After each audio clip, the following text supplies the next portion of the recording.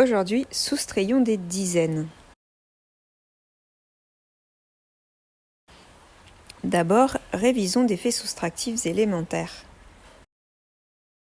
Tu vas voir sur ton écran des soustractions à compléter.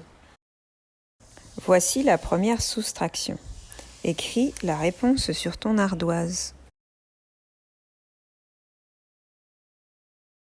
Pour résoudre cette soustraction, nous pouvons nous souvenir des familles de nombres. En effet, si mon tout est égal à 4 et qu'une partie est égale à 2, alors l'autre partie est égale à 2. Donc 4 moins 2 égale 2.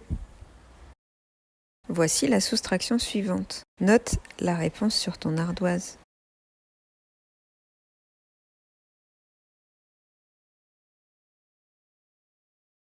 Si tu as écrit 20, bravo! Comment as-tu fait? Nous venons de voir que 4 moins 2 est égal à 2. Donc, si je soustrais 2 unités à 4 unités, il me reste 2 unités. Et par conséquent, si je soustrais 2 dizaines à 4 dizaines, j'obtiens 2 dizaines. 4 dizaines, c'est 40 unités. 2 dizaines, c'est 20 unités. Donc, 40 moins 20 égale 20. Voici la nouvelle soustraction à compléter. Écris la réponse sur ton ardoise. Peut-être que cette soustraction t'a posé problème. Rappelle-toi ce que signifie le signe égal dans une phrase mathématique. Dans une phrase mathématique, le signe égal signifie que ce qu'il y a à gauche du signe égal a la même valeur que ce qu'il y a à droite, peu importe le nombre de termes. Ici, nous cherchons donc le nombre qui a la même valeur que 6 moins 2, même si on va l'écrire à gauche du signe égal. Si je soustrais 2 à 6, j'obtiens 4. J'écris donc 4 égale 6 moins 2. 4 a la même valeur que 6 moins 2. 6 moins 2 a la même valeur que 4. Voici la prochaine soustraction. Écris la réponse sur ton ardoise. Si tu as écrit 40, bravo! En effet, nous venons de voir que 6 moins 2 est égal à 4. Donc 6 dizaines moins 2 dizaines est égal à 4 dizaines. Et 4 dizaines, c'est 40. En conclusion, 60 moins 20 est égal à 40. Passons à la soustraction suivante. Écris le résultat sur ton ardoise. Je sais que 3 et 2 font 5, donc 5 moins 3 égale 2. Et maintenant, comment compléter cette soustraction?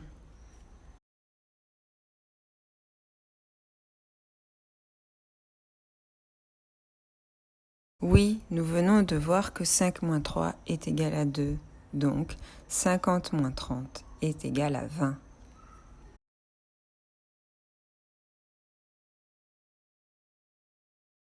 Et maintenant, complète cette soustraction. Oui, 1 de moins que 3, c'est le nombre juste avant 3, c'est 2. 2 égale 3 moins 1. Et maintenant, complète cette nouvelle soustraction. 2 est égal à 3 moins 1, donc 20 est égal à 30 moins 10. Observe à présent cette nouvelle soustraction à compléter. Qu'est-ce qui a changé? Oui, le chiffre des unités du premier nombre n'est plus égal à 0. Comment faire? 37, c'est 30 et 7. Autrement dit, c'est 3 dizaines et 1, 2, 3, 4, 5, 6, 7 unités. 10, c'est une dizaine. Donc, si je soustrais 10 à 37, je peux retirer une dizaine aux 3 dizaines. J'obtiens donc le nombre représenté par 2 barres de 10 et 7 cubes jaunes, c'est-à-dire 27. À présent, comment résoudre cette nouvelle soustraction? Nous avons toujours le premier nombre égal à 37. Mais cette fois-ci, on va lui soustraire 20. 20, c'est 2 dizaines. On retire donc 2 dizaines. Nous obtenons le nombre 17. 37 moins 20 égale 17. Voici notre dernière soustraction à compléter. Note le résultat sur ton ardoise. Le premier nombre est toujours égal à 37. Mais cette fois-ci, nous devons lui soustraire 30. 30, c'est 3 dizaines.